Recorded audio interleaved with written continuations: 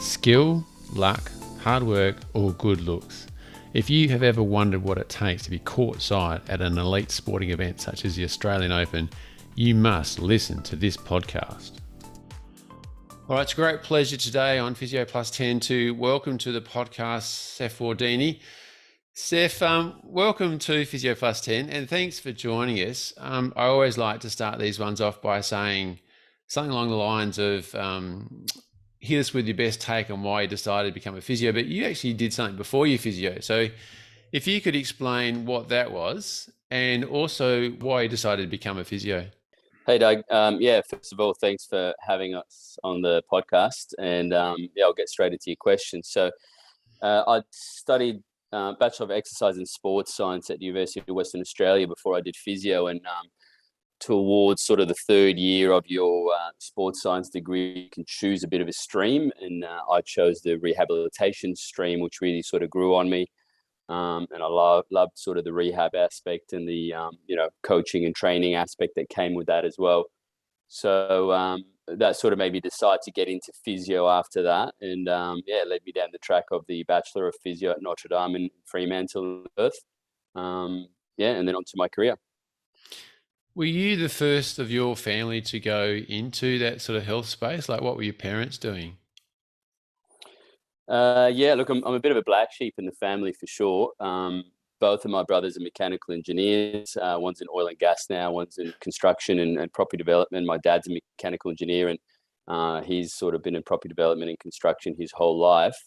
My mum's HR, worked with pharmaceutical companies. So I was probably the first in the family to go down that track of health sciences or sports science and then health sciences. We've all, our family's always been very sort of sports orientated and active, and we all sort of grew up playing a lot of sport. I'm sort of a middle brother of three boys. So you can imagine how competitive that environment was at home with three of us playing very similar sports. So that sort of, nurtured my interest in sports and an active lifestyle and a healthy lifestyle. And eventually, decided to sort of not go down the track of mechanical engineering or construction or property development. I'd seen the stress that sort of caused my dad in his life. And I decided to sort of try something different. Was there a reason why, like, given you got such role models in those areas, was it almost like an anti-role model? I see that and I don't really want to do it. Very possible. Like I said, I was a bit of a black sheep in the family, and look, my old man with his construction business before he went into property development was a very high pressure and stressful environment. And, I could see he was always away with work. He traveled a lot internationally with his work. And, we didn't get to see too much of him growing up. So, maybe also seeing that in a sense, I decided I maybe wanted a little bit of a lighter career or a softer career or something where I can have some more freedoms and enjoy, family time and be a bit more there for my kids one day. I decided to go down a different track. And like I said, we grew up playing a lot of sports. So I probably wanted something to do with sport and health and active lifestyle in a sense. Yeah. Yeah. And you did the course at Notre Dame, which is a smaller cohort going through. What do you kind of remember about that undergraduate degree? Look, I was really impressed by the Notre Dame course, to be honest. And Peter Hamer was the head of the school at the time. He came from UWA, so I already knew Peter through my sports science degree.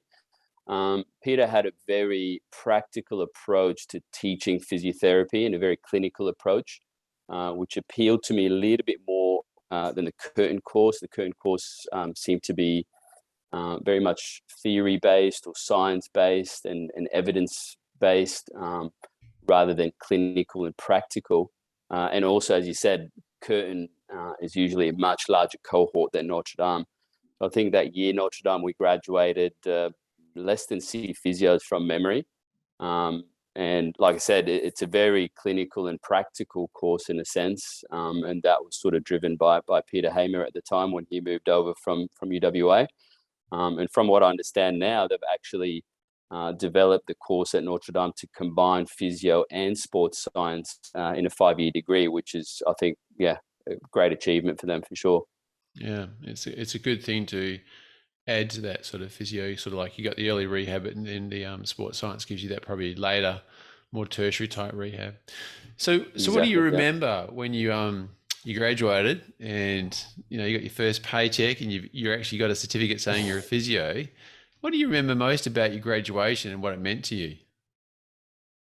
Um, Look, I'll be really honest with you on this, and you probably won't expect this answer. So I already had a graduation ceremony when I finished my sports science degree, and the day we had a graduation ceremony for the Notre Dame course, I was actually out with my friends on Rottnest Island on a mate's boat, and we were meant to come back at 3 or 4 o'clock and go to the ceremony. And we were having such a great time, and the weather conditions were perfect. I remember just messaging my parents at sort of 3:30 and saying, "We're not coming back. We're just staying on the island." So I actually missed my physio graduation ceremony. But sort of what I do recall from these times was, I just finished 2 degrees. It was, we usually graduate around November, and I decided that, I was just going to have the summer and enjoy sort of a bit of time off and have a good time in Perth, and then sort of start looking for jobs around January, February, whereas everyone else starts looking for jobs, in November, December. And, by the time you get to Jan, Feb, what I realized was that all the jobs in Perth were taken. So actually worked in my favor in the end, because, what that did was sort of pushed me to maybe go and take a job in the country, which, as you know, is what I did. Ended up in Kalgoorlie with Diane at Goldfields Physio, and had 2 years there with Di. Di is a Master of Manual Therapy from UWA graduate, so very strong physiotherapist when it comes to hands-on work and manual therapy and clinical reasoning, differential diagnosis, etc., etc. And to be honest, I feel that those 2 years is really sort of what set me up to catapult my career into the next stage. Number one, being regional and being rural, you definitely get exposed to a lot more than any other new grad physio in the city would. And obviously as well, working under someone like Diane. Yeah, let's do a little shout out for all those physios that aren't sure what to do and whether it's worth going rural and remote, and that say, yeah, it's going to make your career by doing that. So we'll just have a little, yeah. Yeah, Shout sorry, out to the Steph, rural go for physios. it. No, for sure. And that's something I definitely recommend to any new grad is, go regional, go explore Australia. Like I said, you're going to get exposed to so much more than you would in the city. You might get involved in a little bit of mining work as well, occupational health and safety, orthopedic. You'll just get everything thrown at you. And on top of that as well, you're going to earn a better salary. So you're going to be busier, you're going to earn a better salary, which, helps you also set up your career early on. Cool. So you've sort of explored like your first couple of years coming out after graduating, missing in action on the ceremony, but that's okay because it was his second one. Actually, I'd have, if you're going to make a confession, I'd make a confession. I didn't go to my undergraduate because I actually took a job in the halls of the Karratha Hospital to go to Launceston General. So yeah, when our ceremony was on, I was already working in Lonnie. And then for my postgraduate, I'd already accepted a position in a place called Head Smashed in Buffalo Jump in just south of Calgary in Canada. So I was on my way to there. So the first time I donned gown and hat was for my PhD. So that was pretty special. But yeah, I did miss my first couple as well. So what happened with your career after that? Like you did a couple of years with Di at Goldfields Physio, who's just up the road from us, where we are at the moment in Esperance. What did you do then? Yeah, so 2 years with Di at Goldfields Physio, a lot of PD in these 2 years. Like I said, when you're earning more as well in the country, you can spend more on professional development and traveling for professional development and everything else. Plus, clinics in the country are a little bit more flexible and have a bit more freedom when it comes to their employees. And they might also contribute a bit more towards your PD than, like, let's say, City Clinic would. So 2 years, I completed 26 PD courses over those 2 years. Got to know some, amazing researchers in the field of physiotherapy, from Gwen Joel that we just talked about before. Then Watson, yourself, did all your dry needling and acupuncture courses back in the day, which, I still use that sort of stuff, that technique and that sort of those methods today. So after those 2 years, Gwen Joel was probably one of the researchers that really stuck out in my mind and my career through the years. And she sort of got me onto the UQ Masters and told me, oh, you need to come and do this. We're the best university in Australia, of course. She'll say that. So after the 2 years, ended up in Brisbane and did the Sports Masters course there part-time while working still as well. Worked in a clinic and obviously continued, as much sports exposure as I can get. So I worked with the AFL club there, did a year with the Reds as a master's student, worked with tennis, with boxing, with judo. So basically everything I can get exposure to, I was, put my hand up and got the experience and networking and everything else that goes with it. 2 years doing the Sports Masters at UQ. Also got to know a lot of the musculoskeletal guys and got to sort of see their course. And what I decided to do at that time was actually to come back to WA after those 2 years and do the Master of Manual Therapy course at UWA, which, like I said, Diane had done back in the day. And I was really impressed by Diane's manual therapy skills and manipulation skills over those 2 years in Cal. So decided to come back and do that because I just didn't feel that the muscle or the general stream musculoskeletal course would give me those skills.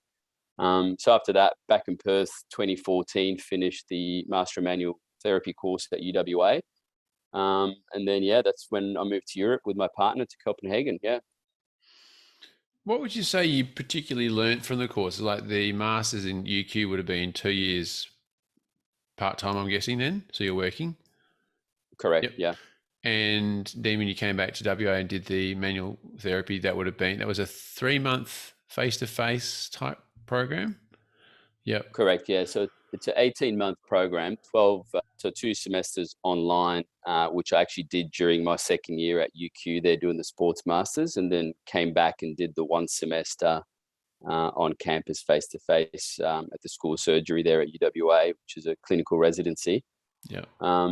We finished that up in the middle of 2014, and sadly we were the second last cohort to go through that course, which is now basically gone under. Yeah. So what did you learn? Like, what would you say you developed? Clinical reasoning, hands-on skills, differential diagnosis. What was it that particularly stood out for you from those 2 courses? Basically all of the above there, Doug. Very strong on manual therapy, obviously this course, spinal, peripheral, and obviously, a lot of neurological type of physio methods and theories in there as well, and science. But yes, definitely what's helped me the most through my career after that MMT course would, I'd say, be the clinical reasoning skills that you develop and the differential diagnosis. And also, complex differential diagnosis, where you can literally differentially diagnose through a complex spinal presentation with that imaging perhaps even, and, taking in pathophysiology, neurophysiology, with orthopedic knowledge and obviously the science that we know behind all of the above, and putting that into treatment and rehab, and then progression into functional and work-related skills. Yeah. And you mentioned you went to Europe. Can I ask what was the trigger event for that? So my partner at the time, she was Danish and she lived in Copenhagen. She was from Copenhagen. So after I finished the MMT course, we decided to move to Copenhagen. So that was 2014, middle of 2014. And then, we moved there July 2014 and ended up there basically 2020. We broke up along the way, but I ended up staying because I had some work there as well with a football club. So that kept me there till 2020. Yeah. Okay. So Europe, it's a different environment. How did you find that whole transition, like living and working? Yeah, 100%, very different environment. It was tough at the beginning. I'm not going to lie. I got there, I didn't have a job lined up. You're sort of scraping by, and then eventually sort of things developed. And I would say I would have been sort of in the right place at the right time. FC Copenhagen was going through a restructure at the time, and they had a new manager come in, and he wanted to develop sort of a world-class high performance department, sports performance department.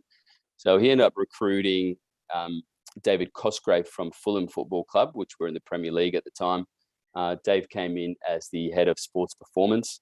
And basically I knocked on the door, when he just started there, looking for something to do in Copenhagen. And he was like, "You're the man I'm looking for." So, just come out fresh out of a sports master's degree out of UQ, and he was like, "I need someone to start working on periodization schedules for me, and load management and screening, and preventative rehab and all that sort of stuff." So we started building everything from scratch basically at the club there, and then eventually the role developed also into managing long-term injuries.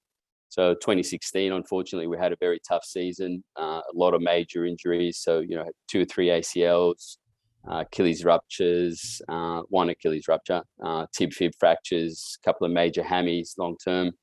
And Dave was still building up the team. So he really only had underneath him 1.5 full-time positions, physio.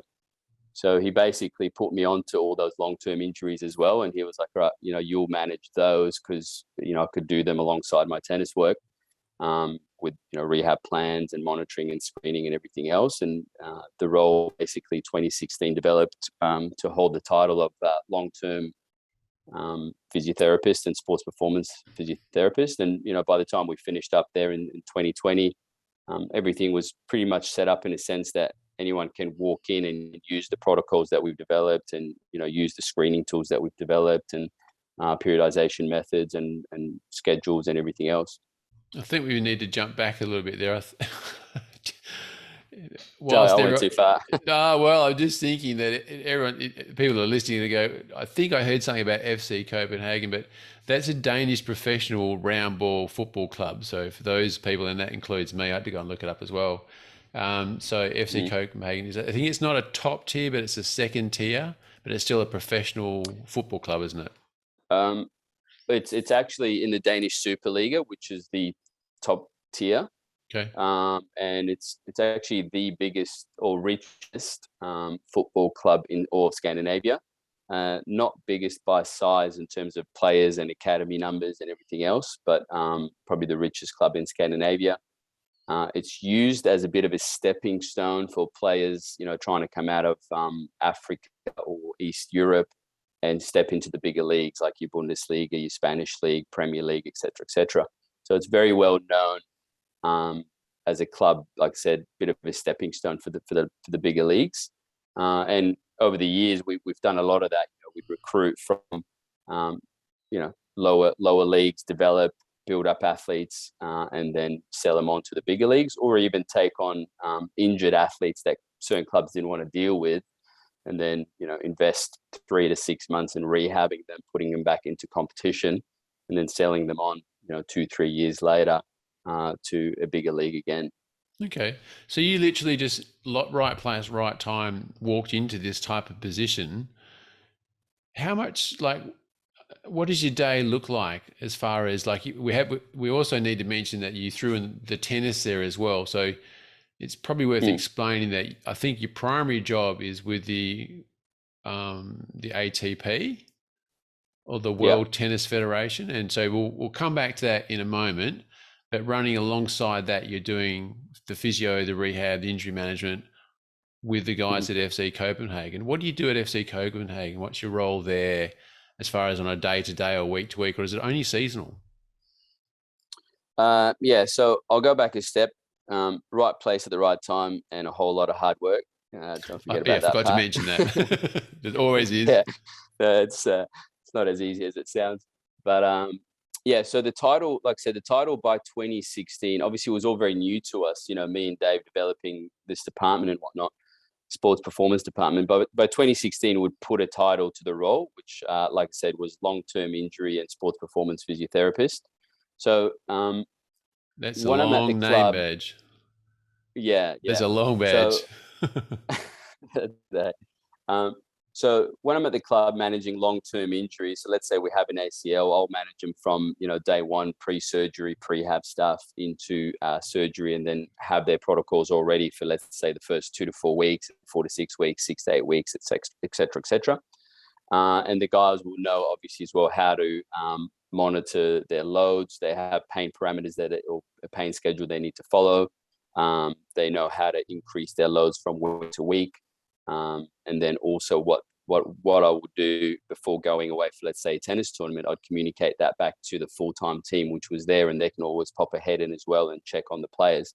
But while I was away, they're always, I'm always available for them to communicate with me, and then I'll always also access their programs and see what they've done, and see if there's anything they've had issues with, that they could come back to me and tell me, okay, like I've increased my load to that level today, but I had significant pain the next morning, and some soreness or stiffness or whatever it may be. And then, we can adjust things remotely. In the first, like I said, 2 to 3 years, a lot of time went into developing, screening tools, developing periodization schedules, developing preventative rehab protocols for, specific areas of the body, which are high risk for football players. So your hamstrings, your groins, adductors, focusing on lower limb power, core and trunk, so on and so forth. And then the pitch work used to be done more by the full-time team that was there. So my focus would be more on sort of the gym preventative rehab side of things, S&C work. And then the full-time team would worry more about the pitch work. So looking at their speeds, for examples, and looking at their kilometers and MAS and percentage of, kilometers they spend each week above 85% MAS, which is sort of the GPS parameters that we basically look at to maintain acute on chronic workloads for football players. So that was sort of the role in a nutshell. What my day would look like, so we'd come in, let's say, into the club when I was in Copenhagen. We'd come into the club around 8:30 in the morning. We'd have a medical team meeting. Everyone would catch up. So, sports doctor would be there probably 2 days a week. The other full-time physios, we had a sports science guy, and then obviously some massage therapists that came in every now and then. So we'd all catch up, and we'd just do a big handover and chat about anything we needed to talk about with injured players, or players that have had a massive load over the weekend with a particular match, and then communicate how we wanted to structure the day and the week. So again, most of the long-term injuries basically sat with me, so that we could free up the full-time guys to look after, the 26 on the list that were coming in and out of matches week in, week out, and obviously monitoring training loads as well and everything else. And then I'd basically get into the gym with the long-term injury guys and be working with them. Obviously, sometimes there'd be some players that they'd want me to see as well from the current list, which is in and out of matches training. So, some guys would have had a massive training load on the weekend, for example. They'd have maybe a bit of a shorter training session, and then they'd come back into the gym with me as well. And let's say they had a pre-existing hamstring we're maintaining, or adductor injury. So I'd be with them, eyes on them and one-on-one, and just looking that they're doing their preventative work again, and just, assessing that things are not getting out of hand. We're not ending up with any soft tissue injuries, tendon overloads, and not causing any exacerbations of their existing injuries in a sense. So that would be sort of, day to day how it would work out. And then obviously treatments. So, before the guys go out on the pitch, which is usually around 10:30, there'd be some treatments that would happen as well. So I'd always help out with that. And then once they come off the pitch, which is usually around 12:31, there'd be some treatments involved then as well, lunch. And then sometimes the guys would do some massage after that, or some yoga and breathing. We had yoga and breathing was a mandatory item twice a week. Every player had to join in, whether they liked it or not. And then, basically we'd wrap up the day around 3:34. And then obviously I would still have to go home and work on a lot of my planning. So I'd spend probably another 2-3 hours at home working on planning and periodizations and rehab protocols, et cetera, et cetera. And again, is that seasonal? Like with FC Copenhagen, are you with them 12 months a year? Or are you with them for 6 months a year? Or what's your communication contact load there? Yeah, so basically the football season in Denmark, takes a break December, Jan, which always worked out really well for me because we come back to Australia over December and January. And we'd start sort of a low pre-season, early Feb. I didn't have to be involved with that. Like, I could prepare everything remotely for that. And then the guys would go off and, let's say, do a week or 10 days in, Canary Islands or Dubai, or wherever they end up doing their pre-season. And I didn't have to be that for that either. End of Feb, they'd start having sort of their first friendly matches. And then by March, we'd get right into the season again. So that's sort of when I would have to be back in Europe around March. So it always gave me a really good break to be back in Oz over Christmas, New Year's.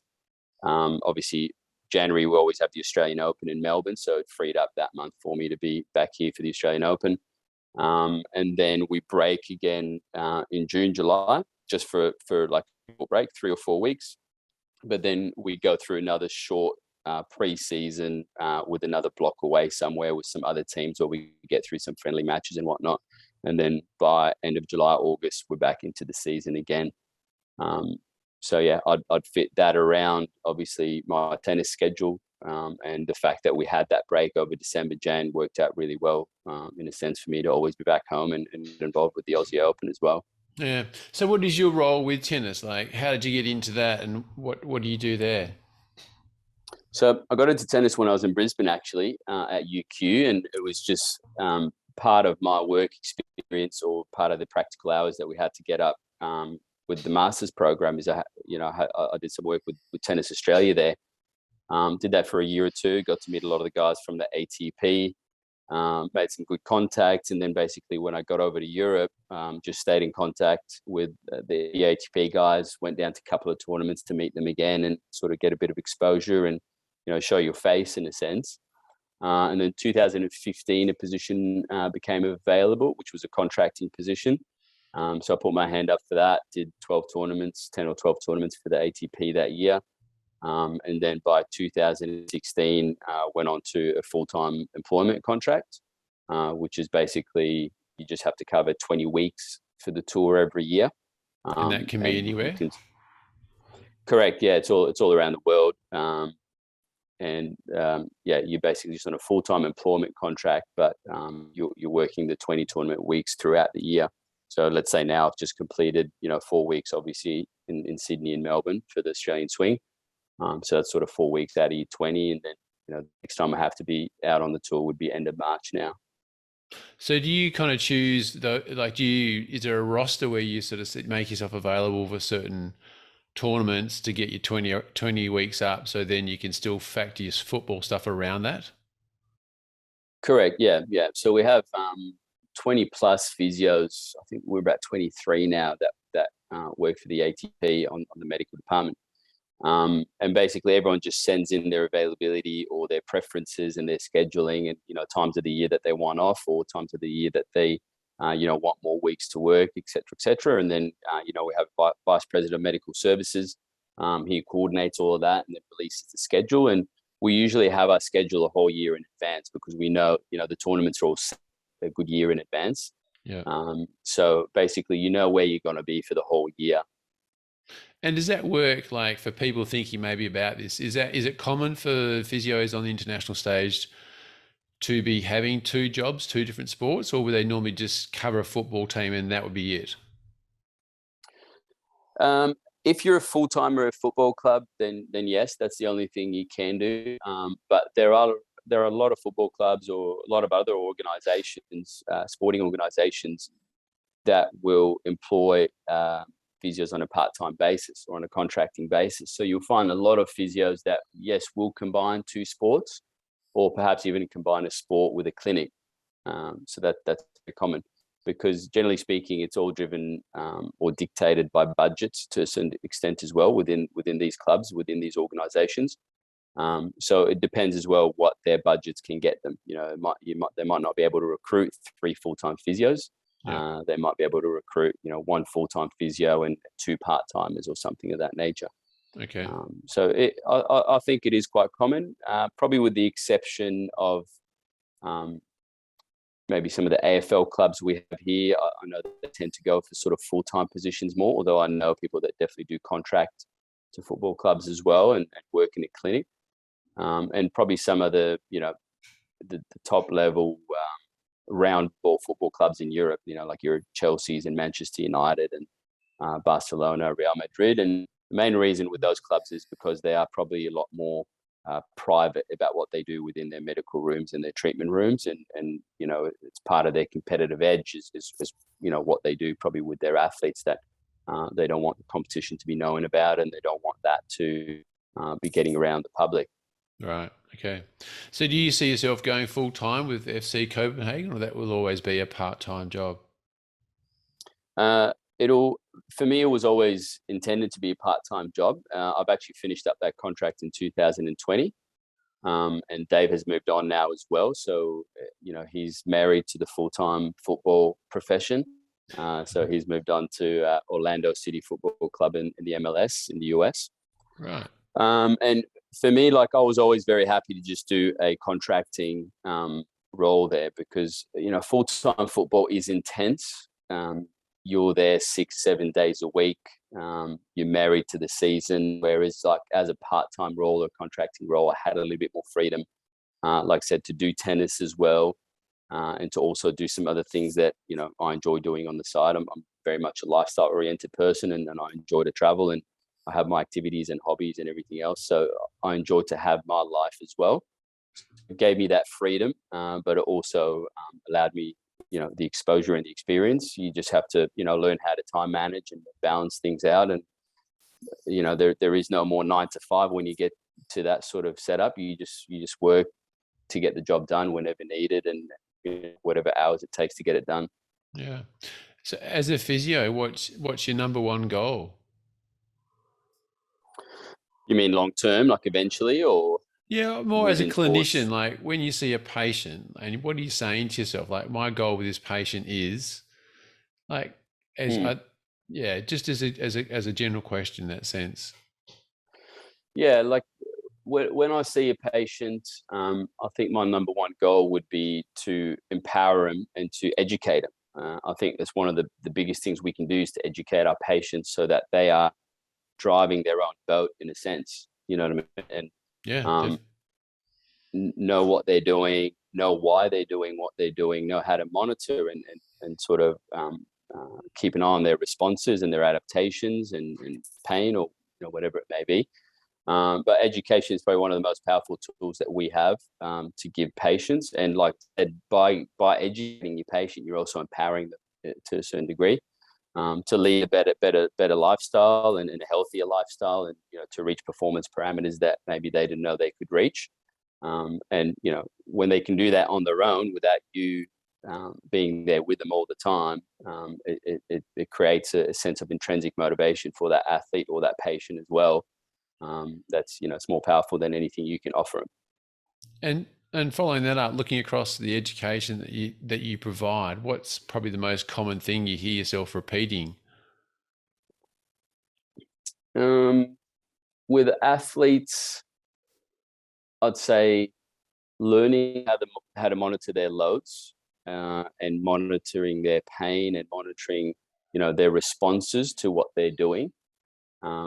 That's probably one of the most common things that we educate athletes around. With common patients, probably comes down more to educating on pathophysiology, and giving them an accurate diagnosis on what's going on with you, and a prognosis. You know what I mean? Because patients always, general patients always want to know, what's going on with me, how long do I have to deal with this, with this for, and am I ever going to get better? So it's Tough very different, I questions. think. Yeah, very tough questions, but like if you have the training and education behind you, you can answer all those questions. And that's probably one of the things I find lacking in a lot of new grads these days is the diagnostic part, differential diagnosis, prognosis, and the education part. But those are the big ones, and like you sort of probably just seen now, there's a massive difference between what you educate an athlete on and possibly what you educate general patient on. Yeah. Okay. And looking at like your experience as a physio, what would you say is one of the hardest lessons that you've learnt in that process of education? One of the hardest lessons I've learned in my process of education.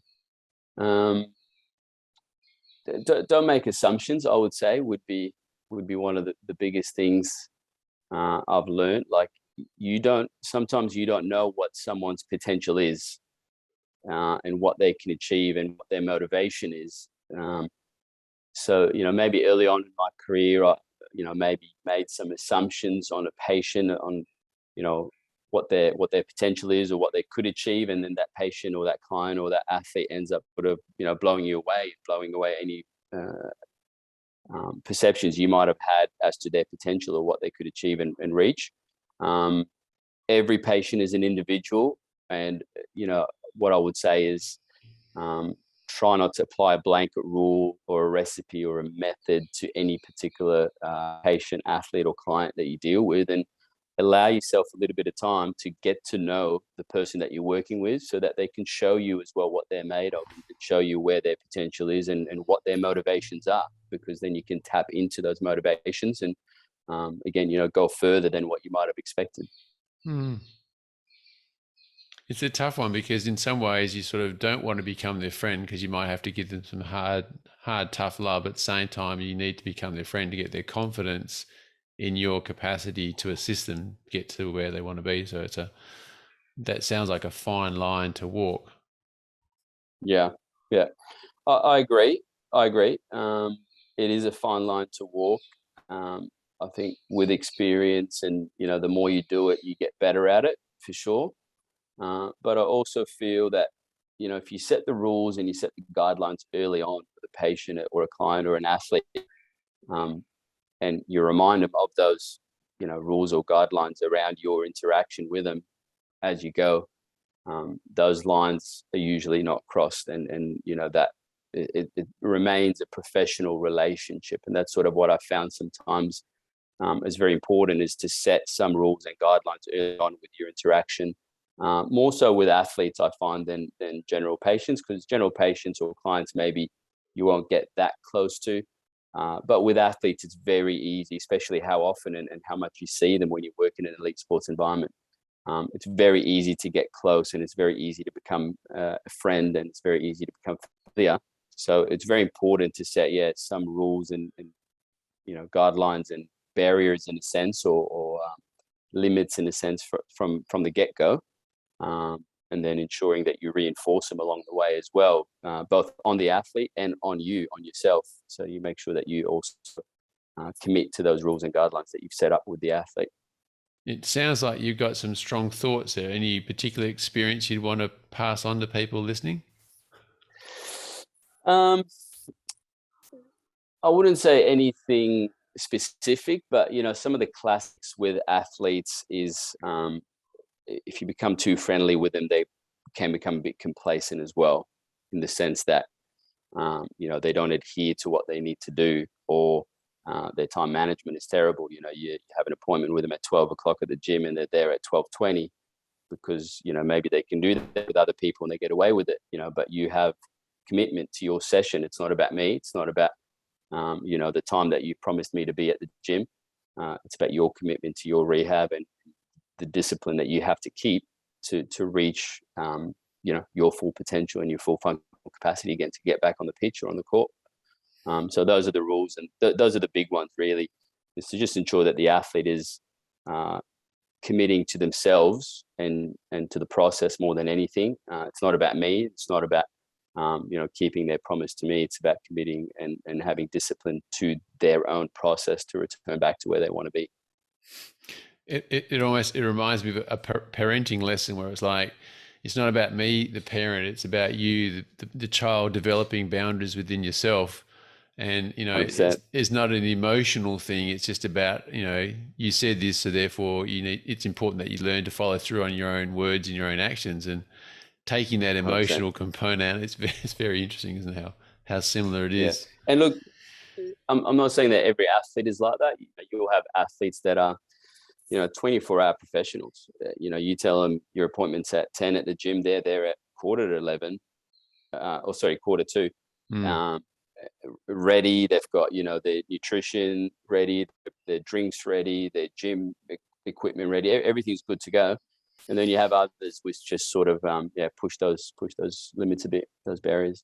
Yeah. Yeah, no, it's good to hear that sort of advice, because I think those sorts of situations, it can become overwhelming. And I really like the idea of you saying set the boundaries at the start of the conversation, so that person is in, a very clear mind, and there's no time wasted getting it clear down the track. Like, I think that's another big thing too, like sort it out at the start. So Yeah, yeah. And you'll just one last thing about that as well. Like, you'll find the athlete will respect you a lot more for that as well. I mean, and then with that respect, trust develops as well. So as you reinforce these rules and guidelines and parameters, I think you also gain an athlete's respect. But you've got to also make sure that you reinforce them upon yourself as well, and not just the athlete. Yeah. You've got a couple of international gigs. Do you see yourself stepping off that stage and going domestic? Yeah, look, the dream is always come back to Oz and sort of, live here again full time, obviously, and settle down. I think everyone that's involved in elite level sport knows how much of a grind it is. Very high pressure environments and high stress. You're married to the sport, you're married to the season. Everything else sort of comes around it. And like I said, as much as I've been flexible with what I've been able to do, you still have to put your commitments to the sport and to the team or the organization before anything else, and commit to the hours, or commit to the work that that has to be done. So eventually, I think everyone in elite sport, we're all competitive, and you all want to stay in it as long as you can. But you're also always looking for progression. So for me now, after 8+ years in elite sport, I'll probably feel that I'm happy to consider some progressions if the right progression, and it's got to be a significant progression. If that comes along, then I'd be open to it. But I'm probably definitely at a point as well where I'm ready to settle down and come back into community or a community-based practice. And yeah, we're getting close to sort of family age as well with my partner, and hoping that we can settle down before that happens. Yeah. And when you say progression, what does a progression mean for you, like as far as what you're talking about? You don't have to be specific, just a couple of examples of what a progression would be that you'd see appropriate. Yeah, so I would probably consider a high level performance role, or a leadership or a management role. There's a few things in the pipeline. We'll just have to see if they eventuate over the next 2-3 years. But basically, in my mind, that's sort of my timeline at the moment. It's probably 2 to 3 years just to see if anything else comes up that's significant enough. And if not, then probably happy to hang up the gloves and go back to community-based practice and help the people that really need it. Cool. Like Esperance and Kalgoorlie. Esperance, that's the one. So you've just done 4 weeks in Australia. Like, this is now in your tennis hat. What was your role, and what were you doing here with the ATP? Like, just give us an idea what an ATP physio would do in that 4 weeks when they're of their contract, for example. Mm-hmm. Yeah, so basically ATP recruit their own physios to form their medical department, and what we do is we set up the tournaments before we get there, in the sense that we recruit local doctors to support us through the weeks. We also recruit local massage therapists, and then we also have to know, where the nearest hospitals are, what our emergency procedures are in that country that we go into, or the tournament that we go into, where we can access specialists, imaging, etc., etc. And on top of all that as well, over the last couple of years, obviously all the COVID regulations for every country that we've gone to, and knowing the guidelines and the requirements and everything else.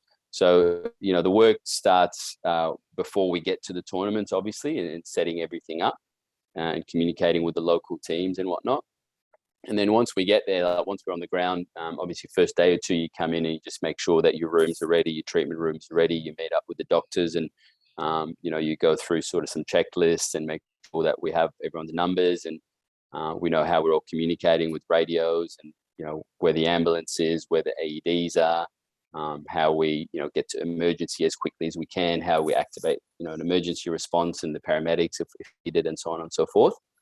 And then when sort of, obviously we're still treating players as well and preparing them in those days, so we do that on top of all the treatments that we have to do.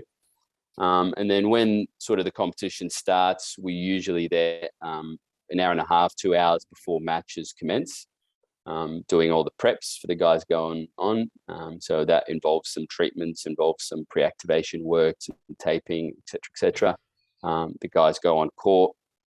Obviously, you're always preparing the matches that are coming on next. And then once matches sort of come off as well, then, you know, you're doing your recoveries, your cool downs, stretches, you're managing the massage team, etc. So you're constantly on the go. So there's always something going on. You always have to keep your eye on the schedule, knowing, you know, what matches are going out, what matches are coming in. You know, sometimes players don't have matches on a particular day, but they might still come in for treatments or rehab or you know, whatever it may be that they need. And then on top of all that as well, we're on the radio all day. So any court calls or any emergencies that come up on the court, then, you know, we have to run out to that. We have a little emergency kit in our bag. And then, you know, we run out to that with the doctor in case, you know, anything critical is happening. And then we manage anything that comes up on the court as well. So yeah, pretty intense day. Sorry. Yeah. No, that's fine. Just to clarify, you provide services not to a specific athlete, but the team is available for all athletes. So how many athletes have their own physios that you then would not have to manage? Like, yeah, 100%. So we're a neutral team. We can't attach ourselves to any athlete, and we're available. We're basically the medical department of the tournament. So we're available to any athlete that needs anything. A lot of the top guys do travel with physios or a fitness coach or something of that nature that might do obviously all their basics, all their day-to-day stuff, pre-activation, recoveries, massages, etc. But whenever obviously any acute injuries come up, then, you know, they might still come and see us because we'll manage, you know, the initial acute plan for that.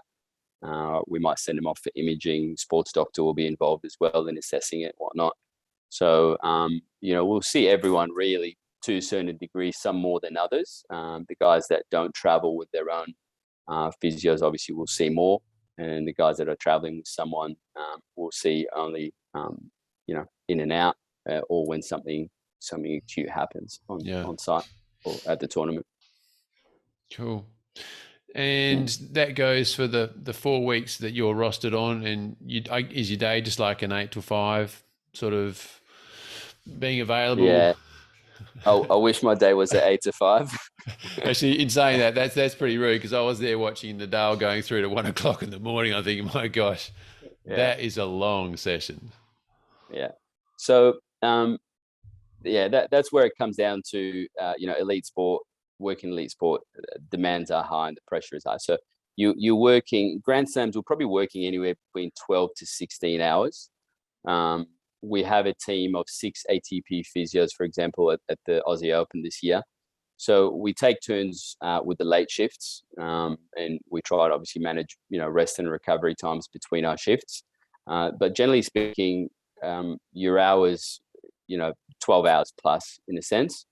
When we get to the end of the day, it gets quieter, and all the guys that have finished matches or finished their practice, they've gone home. But let's say we still have 2 TV courts running. Then you have to keep 2 physios on board in case anything happens on those courts. And then once we're down to 1 match, then obviously 1 physio can go home and the other physio stays. And the guy that finishes obviously the latest, then he starts a little bit later the next day as well and gets a bit of a sleep in. So we manage it sort of within the team. We have a great local support network at the Aussie Open as well. So the Australian Open, they support us with 6 local physios as well and 12 massage therapists. And that's just for the men's side of things. And then the women's side of things have an equal team. So you can imagine massive treatment room, 12 physios there, including the 6 ATP guys, and then 6 locals and 12 massage. So, yeah. So had you all gone home to sleep when Medvedev and Nadal were playing their grand final, or you're all still up there? I actually had the day off that day. I finished on Saturday, was my last day of work, and we were lucky enough to get tickets to the match and go watch. So I was there with some mates, and we watched it till the end. That's for sure. That's that was amazing. So yeah, it's a great match. Whilst that's the high end of your experiences, I guess, as well, has there been a low end that's made you think, oh, maybe I'm just going to give this physio thing up and go and become a project manager and a mechanical engineer? 100%. And that was definitely after I finished my master's and moved to Copenhagen with my partner. like I said, like didn't have anything lined up when I got over there. Couldn't register as a physio there actually because I didn't speak the language initially, so I had to obviously learn Danish and then pass a Danish language test to register.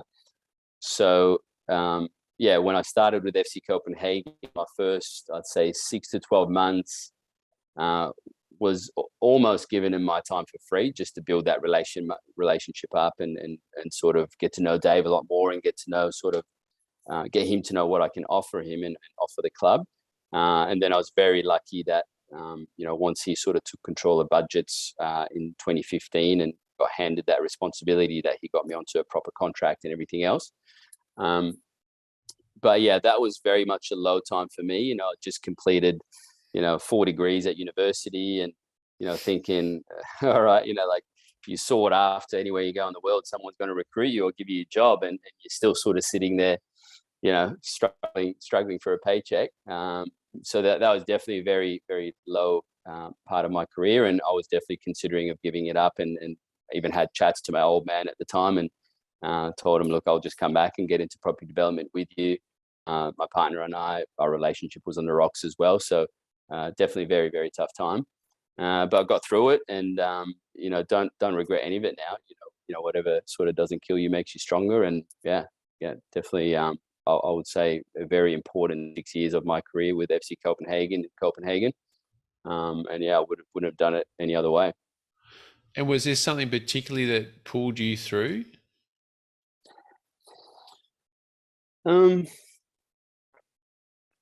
Probably just the dream and the passion. You know what I mean? Like, everyone who's invested that much in their career and worked so hard to get to where they are. And like I said, most of us that get involved in sports are already fairly competitive because maybe we've played sport at a competitive age. So it's just a passion, I guess, and it's the dream, and it's the feeling of not wanting to quit and not wanting to give up at any point in time because you've already invested so much into yourself and into your career. And I was lucky that things got better in 2015, and obviously ended up with that contracting role with ATP. And then the FC Copenhagen contract came through as well in 2015. So I think if it would have lasted any longer, I may have pulled the pin. Who knows? But second half of 2014 was definitely a very dark time for me in physio world. And looking across your professional career so far, what would you say are 3 things that stand out for you?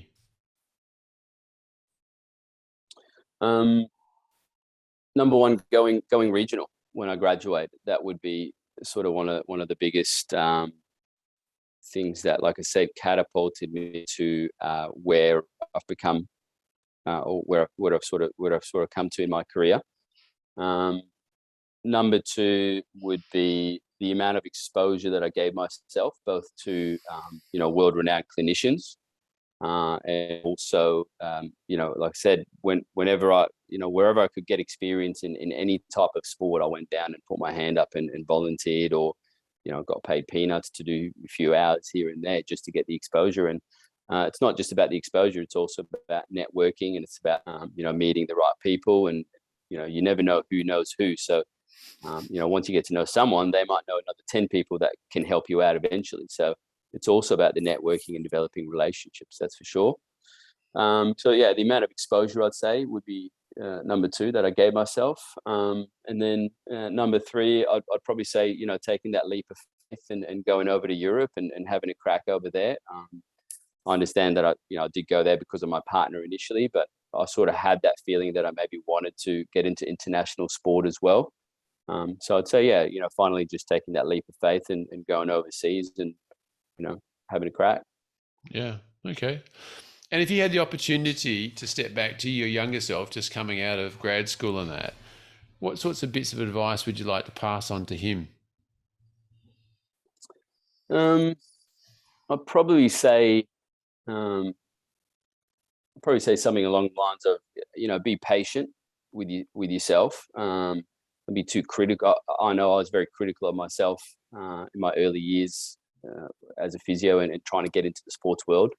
So I'll just say, be patient, enjoy the journey a little bit more. It's not just about results and getting to the end point. It's also about, enjoying that journey and enjoying the people that you come across and the experiences that you come across, because, you might never have any of those experiences back again, in a sense. So that's one thing. The other thing I would say is network. Networking is so powerful, and developing positive relationships is very powerful in every industry and in every profession, I think. But the sports world and the physio world is a very, very, very small world. And what I would say is, just from day one that you get into the profession, aim to develop positive relationships. Never say anything, negative about anyone, or, again, don't be too critical of people. You don't know what other people have gone through and why they're acting the way they're acting. You just do your thing and you stick to your own morals and your values. And like I said, just focus on developing positive relationships. And then lastly would be exposure. No one's too good for $25 an hour when you're a new grad. Just get out there and, get the exposure and meet people and learn how to interact within sporting organizations and communicate with, different athletes from different backgrounds and different sports, and, speaking to president of the club or speaking to a board and social members, sponsors, etc. That's all experience that's going to sort of culminate into something in the future. Yeah.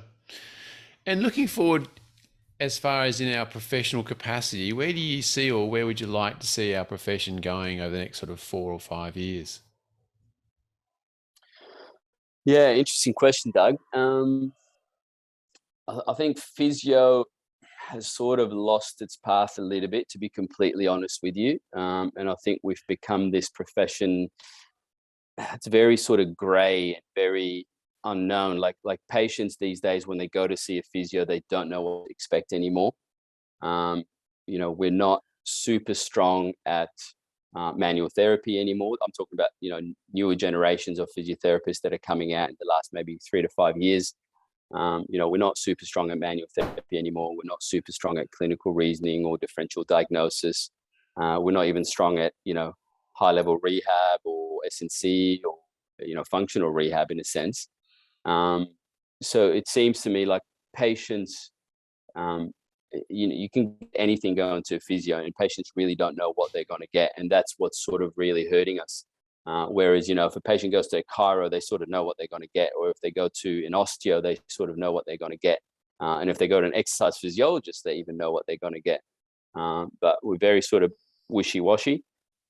So what I would like to see is maybe universities sort of going back to focusing on old school physiotherapy and the bread and butter of what physio used to be, and having a bit more of a structure and a bit more of a component in their degrees on clinical reasoning and diagnosis and prognosis and pathophysiology and orthopedics. And, the list goes on, like all that old school physio that we learned, 10, 15 years ago.